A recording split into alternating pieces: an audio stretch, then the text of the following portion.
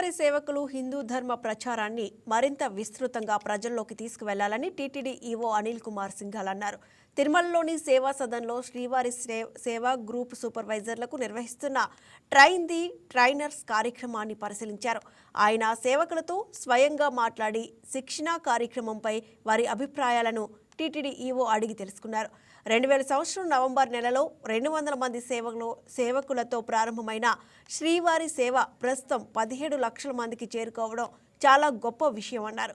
త్వరలో టీటీడీ పరిధిలోని స్థానిక ఆలయాలన్నింటిలో శ్రీవారి సేవను దశల వారీగా ప్రారంభించేందుకు చర్యలు తీసుకుంటామన్నారు. ఈవో అనిల్ కుమార్ సింఘాల్ కోరుకుంటారు. ఇక్కడ తిరిగి వచ్చాక జనరల్ డ్యూటీ కింద ఏదో ఒక డ్యూటీ వాళ్ళకి అప్ చెప్పేస్తాం.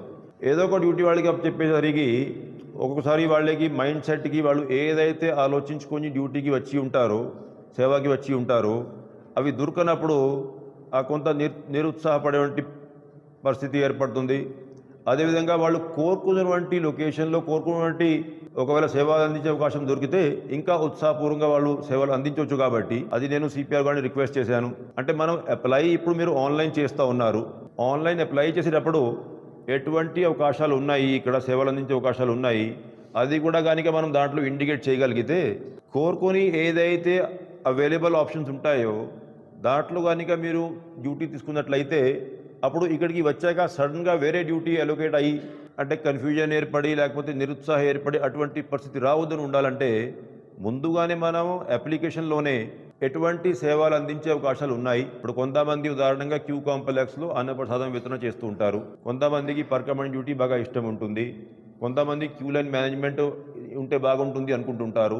ఇటువంటి రకరకాల ఆప్షన్స్ కానీ అప్లికేషన్లో ఉంటే ఏ ఆప్షన్స్ అవైలబుల్గా ఉన్నాయి డ్యూటీ అప్లై చేసేటప్పుడు సేవల కోసం అప్లికేషన్ పెట్టేటప్పుడు అదే కానీ దొరికితే ముందే తెలిసి ఉంటుంది. నేను ఇప్పుడు వెళ్తున్నాను, ప్రధాన రోజు నాకు ఈ పని కేటాయించబోతున్నారు అంటే అప్పుడు ఎటువంటి ఇబ్బందులు ఉండవు.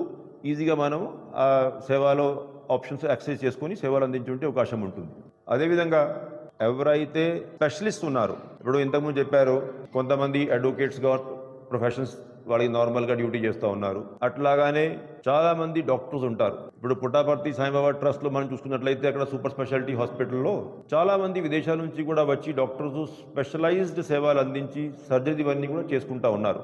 మన దగ్గర కూడా ఇప్పుడు ఇటువంటి స్పెషలైజ్డ్ సేవ ఏదైతే ఉందో అంటే వాళ్ళ టెక్నికల్ ఎక్స్పర్టీజ్ ఏదైతే ఉందో అది మెడికల్ ప్రొఫెషనల్ కావచ్చు, మిగతా ప్రొఫెషనల్స్ కావచ్చు.